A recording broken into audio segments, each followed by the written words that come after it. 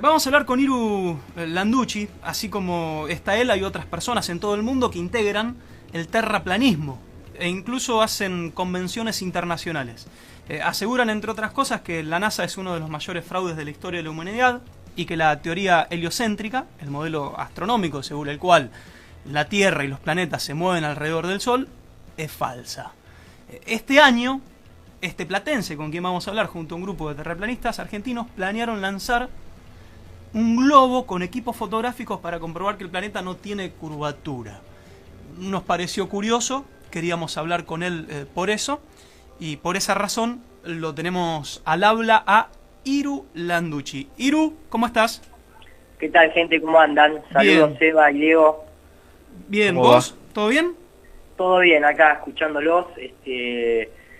Y la verdad que, bueno, hay algunas cosas ya. El canal de YouTube que mencionabas me lo cerraron, tuve que abrir otro. ¿Por qué? Pero hemos dejado. Y porque viste que hay gente que se enoja cuando uno cuestiona las cosas establecidas y te denuncian y te acusan de cosas. YouTube, hoy por hoy, YouTube, Twitter, Facebook están bajo. Viste que ahora hay como un manto de lo que es la fake news, ¿no? La noticia falsa. Sí. ¿Y quién es la autoridad que dice que qué noticia es verdadera y cuál no, no? Y justamente un poco dentro de este movimiento terraplanista o no esfericista o que contradice o que cuestiona el modelo heliocéntrico, justamente yo no sé si se la puede catalogar de fake news, porque después de todo ninguno de los seres humanos que estamos habitando este lugar de existencia ha salido afuera para comprobar realmente que la Tierra es una esfera y que le gira alrededor del Sol, salvo si uno quiere creerle al equivalente a 400 personas que serían los astronautas hasta la fecha, o sea, 0,0000001% de la humanidad, ¿no? Entonces, bueno, me lo cerraron, abrimos uno nuevo, pero creo que la huella la hemos dejado ahí bastante explícita. ¿Y por qué crees que la Tierra es plana? O sea, es la primera pregunta que se me ocurre. Sí. ¿Y cómo justificás eso? Yo sé que a lo mejor puede llevar tiempo esto, pero de manera resumida, ¿cómo podés justificar eso? Es un tema largo, lógicamente, porque el modelo heliocéntrico se lo viene promoviendo desde hace oficialmente 500 años, cuando los jesuitas Galileo empezó a ser financiado por la institución que hoy se sabe que no fue lo que acusó a Galileo, que estoy hablando de la iglesia puntualmente. Iru, a sí. ver si te podés mover un poco porque estamos perdiendo señal. Sí, Bueno. interpreté más o menos lo que dijiste, pero no se escucha con calidad. Ahí me escuchan un poquito mor ahora. Sí, me dijiste que quienes lo planteaban eran los jesuitas. Exactamente, digamos, jesuita es, o sea, oficialmente, es la rama científica y militar del Vaticano. Galileo, Copérnico, Kepler, Newton, si ustedes se fijan en la historia, si más van a ver que están vestidos abajo, tienen el traje de cura jesuita. De hecho, la iglesia era una de las pocas instituciones que tenía capital suficiente para financiar las investigaciones. No es como te cuentan en el colegio que la iglesia condenó a Galileo, en absoluto. De hecho, Juan Pablo II lo desmitificó y lo premiaron a Galileo. Digo esto simplemente como para, muchas veces, yo ahora te contesto lo de la Tierra plana, pero muchas veces la gente dice, ¿quién está detrás o para qué? ¿Cuál es el motivo? Siempre el mismo método funciona, ¿no? Seguir un poco la ruta del dinero te dice quién es el que está atrás. El tema del modelo heliocéntrico, como te decía, lleva 500 años desde ese comienzo hasta la fecha, Sí. con una gran palanca mediática, política, económica, social. Sí, después te voy a preguntar el motivo porque ya me dejas la intriga. El motivo Claramente, porque bueno, tiene muchos motivos por detrás, pero yo me crié igual que ustedes seguramente, un sistema educativo tradicional, tengo 37 años, hasta los 34 años, justamente jamás me había cuestionado.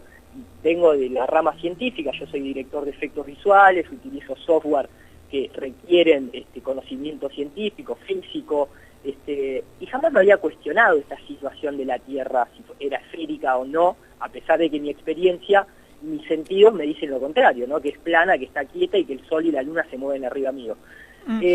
Hasta que me metí en el tema del terraplanismo. Y yo te diría que para que la gente que nos está escuchando lo pueda entender y tengan algo que buscar, ¿no? Si les despierta la curiosidad, hay algo que se llama la mecánica de fluidos, ¿no? Es el estudio físico de cómo los fluidos se mueven y reaccionan dentro de la vida en general, ¿no? ¿Te suena el nivel del mar? Sí, El nivel del mar es el punto cero en altitud. claro. Entonces, si uno va a la mecánica de fluido, para demostrar que la Tierra es una esfera como nos las pinta la NASA, esa esfera perfecta, pero que después dicen que no, que es un geoide, pero que en realidad tiene la parte de abajo del ecuador más estirada que la de arriba y tiene como una forma de pera, el punto es que habría que romper una de las, o el principio básico de cualquier fluido, es que está a nivel. O sea, Ay, se pierde, Iru. No te alcanza. ahí se escucha un poquito mejor, yo por las dudas. Sí, justo Ahí se empezó se- a perder hace segundos, nada más. Ahí se escucha. Ahí se escucha bien, dale. Sí, había quedado en romper el principio ese que dijiste, del fluido. El Sí. principio básico de los fluidos, que es que el agua siempre busca su nivel. Entonces, ¿el tema cuál es? El tema es, me hicieron creer que si vivimos en una esfera, como lo pinta la NASA, esta esfera perfecta, que después dicen que no, que es un geoide, pero que al mismo tiempo la parte del ecuador está más expandida que la del ecuador hacia arriba, entonces tiene como una forma de pera, esto es oficial como se habla hoy en día. El punto es que nadie demostró que el agua se curve, o sea, a ninguna escala de laboratorio. El agua siempre es plana. O sea, nosotros tenemos que creer que todo el océano Atlántico, todo el océano Pacífico está teniendo una curvatura y el agua se está curvando y el agua está quedando pegada a la parte externa de su contenedor. Entonces, ¿el punto cuál es? Si uno lo estudia este tema en profundidad, se va a dar cuenta que jamás se demostró eso. En ningún laboratorio, a ninguna escala, ni de un modelo pequeñito hasta justamente océanos enteros. El agua siempre está a nivel. Entonces, uno porque nunca se lo plantea, pero cuando vos te metés en este tema y lo empezás a analizar seriamente, empezás a encontrar que tiene mucho sentido. Por ejemplo, ustedes seguramente, al igual que me pasaba a mí, porque no te lo van a contar en el colegio, nadie demostró que la Tierra se mueva o rote. No hay experimento científico y lo han intentado hacer. Como siempre falló, sale la teoría de la relatividad de Einstein, teoría de la relatividad de Einstein. Entonces, esto es un tema que, una cosa es lo que te cuentan en el colegio y otra cosa es en el ámbito profesional. En el ámbito profesional hay mucha gente que es geocéntrica. Independientemente si creen o no que la Tierra sea plana, creen que la Tierra es el centro. Y todo lo que se mueve arriba nuestro es literalmente lo que sucede. Se mueve arriba nuestro y nosotros estamos en el centro. Ahora, sí. Sí, no, dale, Seba, dale. No, Iru, eso me plantea un montón de cosas, porque no sería algo tan difícil de descubrir, ponele, por ejemplo, la luna, que nosotros con un telescopio la podemos ver. O sea, Totalmente. la luna, ¿tiene la misma forma que nosotros o la luna sí es una esfera? Porque si no, serían como todas cosas planas que nos apuntan justo a nosotros. Podríamos estar viendo la parte de abajo, eso es lo que... Mirá, acá hay que cernirse al método científico. Sí. ¿Sí? Porque estamos hablando de ciencia. Mucha gente cree Sí, sí. que esto es una cuestión religiosa porque figura en los génesis de todas las religiones, mayas, azteca, navajo, inca, hebreo, católico, todos los génesis es que este modelo fue creado, ¿bien?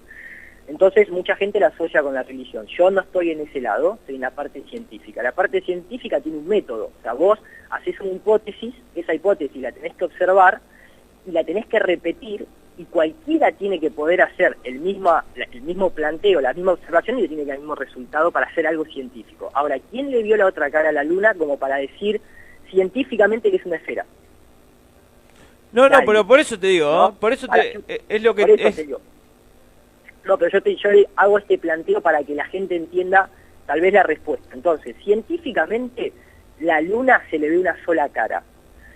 Tiene la sensación de ser una esfera, por una cuestión de cómo se ve en la sombra, pero al mismo tiempo hay una contradicción en la sombra. Por ejemplo, cuando uno ve un eclipse, uno puede ver que la Luna, el eclipse de Luna estoy hablando, no el de Sol, va a ver como si fuese un disco que la tapa a la Luna. Sí. Obviamente la teoría oficial te va a decir que es la sombra de la Tierra.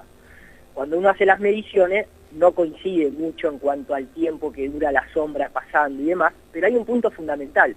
Si ustedes en su casa agarran una esfera de tergopol, la dejan ahí fija, agarran otra esfera más pequeña y ponen una lámpara por detrás y le generan una sombra de una esfera contra otra esfera, nunca van a lograr que parezca un disco circular esa sombra, porque una esfera contra otra esfera su sombra es como una letra S, similar al logo de Pepsi.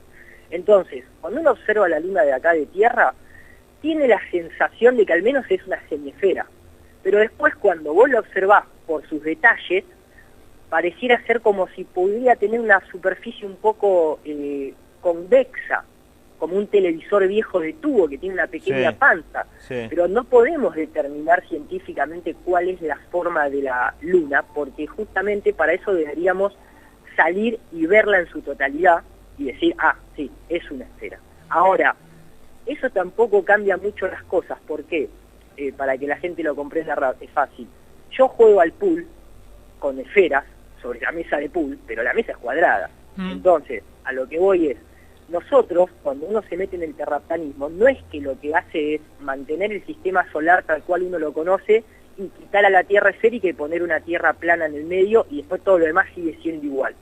Sino que al contrario, o sea, lo que uno plantea es, la Tierra no es un planeta, literalmente o etimológicamente planeta es estrella errante, o sea, no es algo que se está moviendo y que le da la vuelta al Sol, sino que es un plano de existencia, por nombrarlo de alguna manera, incluso como decía Nikola Tesla, es un reino en donde las cosas suceden, todo lo que vemos es lo que está ahí. ¿Bien? Sí. Entonces, la Luna, el Sol, los otros planetas, ¿son esféricos? No lo podés determinar porque no se vio nunca la otra parte de Júpiter. A Júpiter se le ve siempre la misma mancha, desde hace cientos de años. Saturno lo mismo, la Luna lo mismo, Venus lo mismo. Entonces, uno desde Tierra, con tu telescopio, si vos mirás al Sol, lo que sí vas a notar es lo que decía Ptolomeo. Y el modelo de Ptolomeo no puede ser desacreditado, por eso, nuevamente, la teoría de la relatividad, es que esas bolas, esferas o círculos de luz llamados planetas le dan la vuelta al Sol. Eso sí le da la vuelta al Sol. Sí. Nosotros no. Y la Luna tampoco. La Luna tiene un movimiento totalmente distinto que no tiene su órbita alrededor del Sol. Y las estrellas tampoco. Hay 3 relojes que se utilizan para medir el tiempo. El sideral, que lo generan las estrellas, el solar y el lunar. Nosotros vivimos bajo un sistema heliocéntrico, nos ponen el calendario solar cuando en realidad está lleno de errores, por eso cada 4 años hay que ajustarlo y el año bisiesto y ese tipo de cosas. Iru, llegan mensajes de los oyentes, si le podés responder, voy a leer algunos. Uno dice, pedile si puede explicar una teoría tan simple, probada y conocida como la ley de gravitación universal de Newton con los fundamentos de un terraplanista. Y en base a eso, que me explique cómo se mantienen girando los satélites sobre la Tierra, que permiten que yo me pueda comunicar con ustedes y mandar este WhatsApp desde mi celular. Bueno, primero que le comento al oyente, le mando un saludo, buena pregunta, de hecho es una pregunta clásica la que nos hacemos todos dentro de cuando abordamos ese tema. No, como bien dijo, es ley de Newton, pero es teoría de la gravedad. ¿Por qué? Primero que todo, nadie demostró que un cuerpo le logre orbitar a otro. Eso el oyente tal vez lo sepa, tal vez no, sino que se ponga a buscarlo en donde un cuerpo le empiece a dar la vuelta a otra por una cuestión de su masa, ¿no?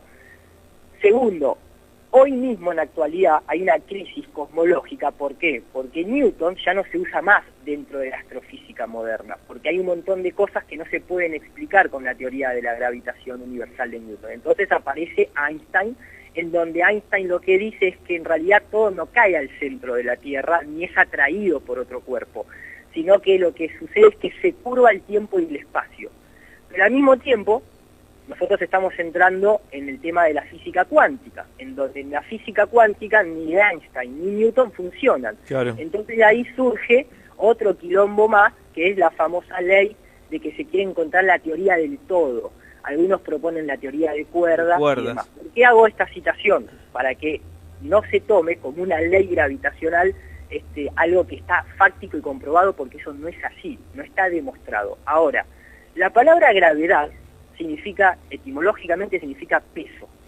Hay una frase muy conocida y simple, que es todo cae por su propio peso. Un globo de helio no es atraído por la gravedad, por ejemplo, por decirles un ejemplo rápido de comprender. Entonces, cuando uno va a la fórmula, literalmente a la fórmula o a la ecuación que se utiliza de la ley universal de gravedad, se sabe que es una de las fórmulas con mayor error dentro de la astronomía. O sea, de hecho, es algo que siempre se habla, tiene un 10% de error. Un 10% de error dentro de una ecuación es una barbaridad. Por eso no funciona, o mejor dicho, depende del modelo, uno tiene que cambiar. En cuanto a los satélites, que Sí, supuestamente... eso quería saber, sí. Claro, supuestamente hay 14.000 satélites en órbita. Nunca nadie vio cruzar uno por delante de la Luna, por ejemplo. No se comunican, las cosas no se comunican porque existan satélites. De hecho, el WhatsApp, seguramente el usuario tiene que conocer la famosa G4, G3, ahora G5. Eso es estación punto a punto. O sea, vos te comunicás porque hay estaciones terrenas cercanas en donde siempre la onda electromagnética viaja en línea recta. También se puede usar la ionosfera para hacer rebote, pero no es el caso de las telecomunicaciones. Según vos no hay nada que sea satelital. No hay nada que sea satelital, en absoluto. De hecho, cualquier persona que está en el mundo de las telecomunicaciones sabe que incluso la TDA, la televisión digital aérea, todo es por aire, todo es una onda electromagnética. Google Maps no existe por satélite. ¿Y DirecTV? En DirecTV, cuando hay una tormenta que se te para, Sí. es porque justamente el agua disipa la onda. El vapor disipa la onda. O sea, nosotros Ahora, tenemos Iru, bueno, sí. yo quiero saber cuál es el interés que hay detrás de eso. ¿Por qué alguien quisiera hacernos creer eso? ¿Qué gana? ¿Qué se pierde, digamos? Y a ver, esto es lo mismo, y bueno, perdón, podría estar especificándole un poco más al usuario anterior con el tema del Google Maps, por ejemplo, que me hacían ahí la pregunta. Eso es, si ustedes buscan, es se llama así, aerogrilla. Son aviones, son imágenes que toman los aviones, se mapean, y por eso no es en tiempo real Google Earth. Por eso tienen que estar actualizándolo constantemente. Simplemente hacía ese comentario ahí para que sepan. De hecho, la mayor empresa en el mundo que hace ese sistema y que lo vende a Google se llama Bexel Camera, que es una empresa internacional que trabaja con Microsoft. Para, me dijiste que son aviones que están... ¿Eso? Sí, son aviones. Son aviones... ¿Permanentemente? Pero a nivel mundial. Constantemente. Ponés ahora en Google Bexel Camera, B corta EXCEL, cámaras, y vas a ver una de las cientos de miles de empresas que hacen ese tipo de servicio. Es un servicio muy conocido, Get Mapping, Aerogrid, o sea, se hace así. No hay otra manera de hacerlo. Después sí hay que entender que, por ejemplo, la NASA y otras agencias, todos los días, en este momento arriba tuyo, hay miles de globos aerostáticos con equipamiento tecnológico para rebote o para extensión satelital. Google tiene lo que se llama el Google Lens, que intenta proveer internet a todo el mundo a través de estos globos para rebote de señal de internet. Cuando vos decís, y todos los satélites que hay, cuando pusimos el ARSAT 1 o el ARSAT 2, ¿vos tuviste alguna mejoría en tu teléfono, en tu televisor? ¿Notaste algún cambio? Si nosotros hoy en día tenemos, el presidente actual habla del Plan Federal de Internet, que todo viene por fibra óptica, que cruza todos los océanos. Entonces vos decías, ¿dónde está la mejoría? Si cuando yo salgo y voy por la pampa me quedo sin señal de GPS y tengo que hacer el famoso recalculando. Y así podemos estar un tiempo largo. La única diferencia entre una onda satelital, ¿no?, entre comillas digo esa palabra, y un VHF o un UHF, Ultra High Frequency, Very High Frequency, es la potencia. La microonda va de 2.3 GHz en adelante. Un UHF va con menos potencia y un VHF tiene menos potencia. Pero no es más que otra cosa que esa, es simplemente una onda electromagnética que viaja por el aire. Como viaja por el aire se frena. Entonces más potencia, más llega. Menos potencia, menos llega, necesita más antenas intermedias para poder hacer el rebote. Simplemente eso. ¿Y el interés? Claro. ¿Por qué alguien nos querría hacer creer eso, digamos? Mira, el interés es, en realidad, uno lo puede abordar de dos maneras muy sencillas. Lo que pasa que, como nosotros no es algo que recibimos en educación tradicional, tal vez cuesta entenderlo. El interés principal de todo esto es una cuestión de control, y repito, la palabra tal vez es compleja de entender, pero es fácil de decir. Es un interés espiritual. Ustedes sabrán que la mayoría de las guerras en la historia humana... Iru, no te escuchamos. El satélite, maestro, ahí... Sí, la mayoría de las guerras... Ahí. Vos sabés que a lo largo de la historia, si haces un relevamiento de por qué se producen las guerras, siempre es una cuestión religiosa, no es una cuestión comercial. Sí. Entonces, si vos sabés que detrás de este modelo heliocéntrico también está la iglesia, y digo en la parte occidente, porque nosotros tenemos que hablar de occidente, porque en oriente es otra creencia, es otra cosa, de hecho se habla mucho de la tierra plana. Entonces, el objetivo es un control espiritual. Ahora, es una palabra que suena muy peregrina, ¿por qué? Porque nosotros no somos criados con eso, es más, somos vaciados de la cuestión espiritual. Entonces uno dice, y bueno, pero a mí qué me importa, si yo no veo el espíritu, yo no lo siento, lo que fuese. Uno tiene que entender esto, ¿se me escucha claro? Perdón, ¿eh? Sí, ahora sí. Bueno, como para que la gente lo intente asociar un poquitito, nosotros hoy en día estamos bajo el sistema capitalista, ¿verdad? Sí. El sistema capitalista en realidad es una evolución del darwinismo social. La teoría darwinista no es que solamente se aplica a un nivel biológico, estamos hablando de una teoría, ¿no? Porque Darwin también es otro tema para abordar, lo haremos tal vez en otro momento, pero la teoría de la evolución no solamente es una cuestión de que se estudia biológicamente, sino que se aplica también socialmente. El capitalismo salvaje, el capitalismo darwiniano, sobrevive el más fuerte, la competencia, etcétera, etcétera, etcétera. Lo que le da, nosotros tenemos el capitalismo, atrás tenemos el darwinismo, y atrás del darwinismo, lo que le da lugar al darwinismo es justamente el heliocentrismo. ¿Por qué? Porque si supuestamente no existe el espacio exterior como nosotros lo conocemos, significa que no hay meteoritos como a nosotros nos los pintó Disney. Por lo tanto, si no hay esa clase de meteoritos, ¿qué pasa con los dinosaurios? ¿Quién mató a los dinosaurios? ¿Existen realmente los dinosaurios? Entonces, es toda una cadena muy compleja de entender, porque como les decía, estamos hablando de 500 años de historia. La cuestión es básica desde este punto de vista. Este modelo en el que nosotros habitamos es o creado por una fuente superior, con una inteligencia que nosotros estamos tratando de entender, o es producto de la aleatoriedad llamada Big Bang. La relación particularmente es esa, es Big Bang, teoría heliocéntrica, Darwin, capitalismo, y ahora obviamente se viene lo que es el nuevo orden mundial, que es esto que se puede llegar a conocer, tal vez los oyentes lo hayan escuchado, tal vez no, que es la singularidad, la unión del hombre con la robótica, con la máquina, con la tecnología y demás. Por el otro lado, tenemos lo que se conoce como creacionismo, o sea, este modelo fue creado, hay un propósito, no somos un granito de arena en el medio de miles de galaxias sin importancia, que en cualquier momento podemos desaparecer. Seba, ¿vos querías preguntarle algo más? No, yo te quería preguntar porque hay una cosa que no termino de entender. Ponele, yo viajo en avión de Argentina a Australia. Exactamente, es un gran vuelo ese. Sí, ese vuelo se hace por el Océano Pacífico. Exactamente. Viajando, digamos, hacia el oeste.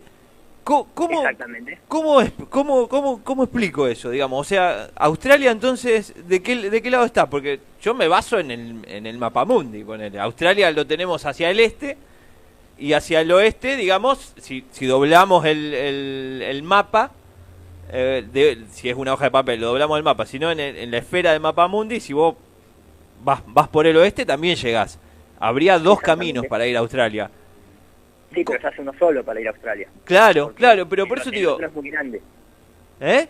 No te escuché. El otro sería muy grande. Claro, y entonces... Vos tenés que, mirá, o sea, si querés entender un poco la distribución continental, tenés que buscar algo que no te van a mostrar en el colegio. A nosotros en el colegio nos educan con la proyección de Mercator, ¿sí? Que es un mapa rectangular que está totalmente distorsionado, donde las proporciones no son las que vos ves explícitamente en el mapa. Es un mapa imperialista en donde supuestamente los países ricos se encuentran arriba, los países pobres se encuentran abajo de la línea del Ecuador.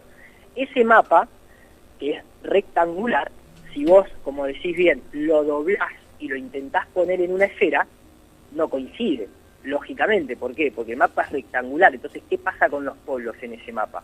No tienen relación con la realidad, y por eso es que ni Google Earth ni ninguna otra situación te va a mostrar realmente los polos como son. Todos los mapas que se usan, hay cientos de proyecciones de mapas. ¿Por qué?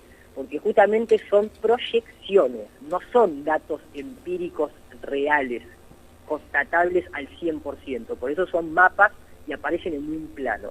Entonces, si vos querés tener un conocimiento un poquitito más relevante, tenés que buscar lo que se llama el mapa de Gleason, que es el mismo logo que tiene la ONU. El vuelo de Argentina, no solamente el de Argentina, hay otro también que es el de Sudáfrica y demás, pero el vuelo de Argentina a Australia es un vuelo que tarda aproximadamente 15 horas y 45 minutos. Sí. Es un vuelo que los propios pilotos, es más, en Google, si ustedes ponen vuelo transpolar Marcelo Díaz, van a encontrar al piloto Marcelo Díaz de Aerolíneas Argentinas arriba del avión realizando un vuelo, entre comillas digo transpolar, porque no pasa por los polos, pasa a 2.300 kilómetros de la base Marambio, o sea, imagínate lo que falta supuestamente para el polo, que te explica que es el único vuelo en el mundo en donde se toman rutas que se llaman rutas random, o sea, que depende la corriente aérea, que le proporciona incluso hasta unos 300 a 400 kilómetros más rápido al avión, la toman ahí durante el momento, o sea, tienen el registro climático y dicen, bueno, voy por esta porque voy más rápido, voy más lento, tengo esto, viento en contra, viento en cola y demás. Es un vuelo que se toma, digamos, si vos ves el mapa de la ONU, todos los aviones llaman aeroplano porque viajan sobre un plano, lógicamente. Es un vuelo igual que se realiza en el resto del mundo para ir, por decirte, de Argentina a Estados Unidos, o para ir de Argentina a Sudáfrica, o para ir de Brasil a Sudáfrica, mejor dicho. Quiero decir, la gente muchas veces, pues yo entiendo por qué viene la pregunta, y viene justamente por esta cuestión de los tiempos, porque es el único vuelo en el que trae algunos problemas si uno lo quiere encuadrar dentro de los modelos oficiales. Acá hay que determinar algo. Nosotros estamos abordando todo este planteo y este cuestionamiento justamente porque hace 5 años que empezamos, en donde uno lo tiene que hacer, más allá de que es una comunidad mundial ya, lo hace con el financiamiento que la propia gente puede lograr. Entonces no hay un mapa exacto, como no hay un mapa exacto de la Tierra esférica, no hay un mapa exacto del terraplanismo, digamos, es algo que se está haciendo. Lo interesante que tiene un avión, sobre todo es el instrumental, tiene un giroscopio. Ustedes saben más o menos lo que es un giroscopio. No, sí, te da posición, digamos. Tenemos en el celular eso también, ¿o no? Tenemos en el celular. El giroscopio lo inventó Foucault, el famoso Foucault del péndulo de Foucault. Es uno de los inventos que se intentó hacer para demostrar que la Tierra rotaba. Tiene una característica, tiene lo que se llama la rigidez en el espacio. O sea, tiene una base con un motor que rota a alta velocidad que lo que hace es alinearse con el suelo y después, una vez que está alineado, por más que vos lo muevas, la base siempre queda alineada con el suelo. Sí. Cuando uno se sube a un avión con un giroscopio, y lo han hecho, incluso con un nivel de agua, pero vamos a una cuestión más técnica, con un giroscopio, y sale de Argentina y llega a Estados Unidos, que hizo casi la mitad de la esfera, sigue manteniendo la misma rigidez del momento en el que se calibró en Argentina. Y eso no podría pasar en una esfera. Después, si ustedes buscan y ponen NASA 1987, se llama 1987 referencia de construcción de modelos aerodinámicos, la propia patente de la NASA en la construcción de helicópteros y de aviones, en sus ecuaciones lineales, te dice, para construir un avión, lo primero que tienen que hacer es asumir que la Tierra es plana y estacionaria.